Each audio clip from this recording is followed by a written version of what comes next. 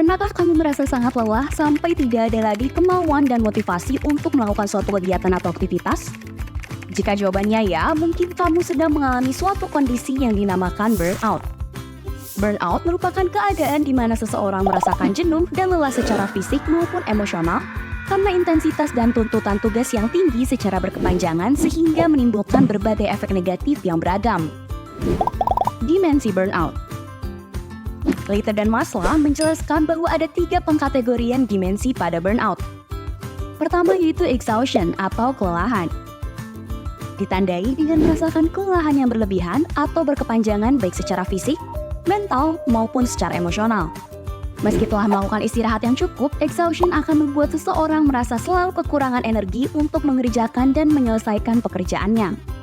Kedua yaitu cynicism atau sinisme. Ditandai dengan perasaan sinis yang membuat seseorang cenderung bersikap dingin, menarik diri, dan mengambil jarak dari orang-orang sekitar ataupun lingkungannya. Dan yang ketiga yaitu ineffectiveness atau ketidakberhasilan. Ditandai dengan perasaan tidak mampu atau tidak yakin akan kemampuannya, sehingga membuat semua tugas yang diberikan akan terasa menjadi semakin berat, sulit, dan tidak dapat dikerjakan. Faktor-faktor penyebab burnout.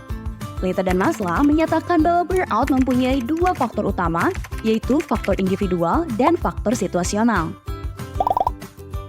Faktor individual merupakan faktor yang ada di dalam diri seseorang seperti karakteristik kepribadian, contohnya keyakinan dari kemampuan diri, kebutuhan diri yang banyak, rendahnya kemampuan pengendalian emosi, dan konsep rendah diri.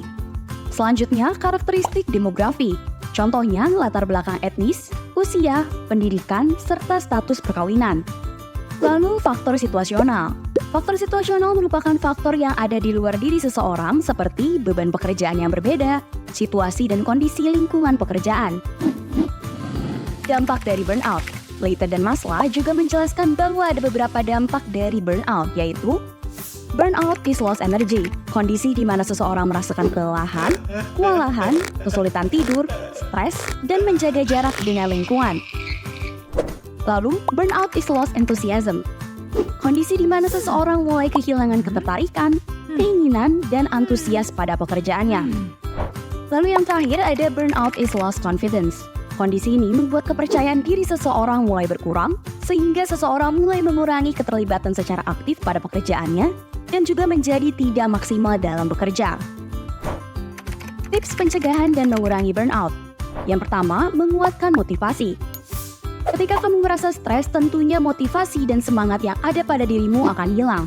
Coba pisahkan sejenak dari tanggung jawab dan kuatkan kembali motivasimu dengan melakukan berbagai kegiatan positif seperti membaca buku, menonton film, dan yang lainnya. Kedua, berikan waktu istirahat untuk tubuh dan pikiran. Walaupun tugas atau pekerjaanmu terus menumpuk, jangan lupa tetap meluangkan waktu untuk mengistirahatkan tubuh dan pikiranmu. Jika kamu sudah merasa lelah, tidak baik untuk memaksakan diri untuk bekerja tanpa henti, karena biasanya hasil akhir yang didapat akan kurang memuaskan. Ketiga, lakukan hal yang kamu sukai. Kamu dapat melakukan kegiatan yang kamu sukai di tengah-tengah kesibukanmu. Melakukan hal yang kamu sukai tentunya akan menaikkan mood dan membangkitkan semangatmu. Keempat, membuat daftar prioritas. Sangat penting bagi kita untuk merancang suatu daftar prioritas. Dengan adanya daftar prioritas, dapat membantu kita untuk tetap fokus dan menyelesaikan tanggung jawab kita secara efisien. Kelima, berhubungan dengan orang-orang yang memberikan energi positif. Dengan menghubungi dan saling berbagi cerita bersama keluarga atau teman-teman terdekatmu, kamu dapat melepas beban yang ada dan membuat moodmu menjadi lebih baik. Keenam, menghindari prokrastinasi atau menunda-nunda pekerjaan.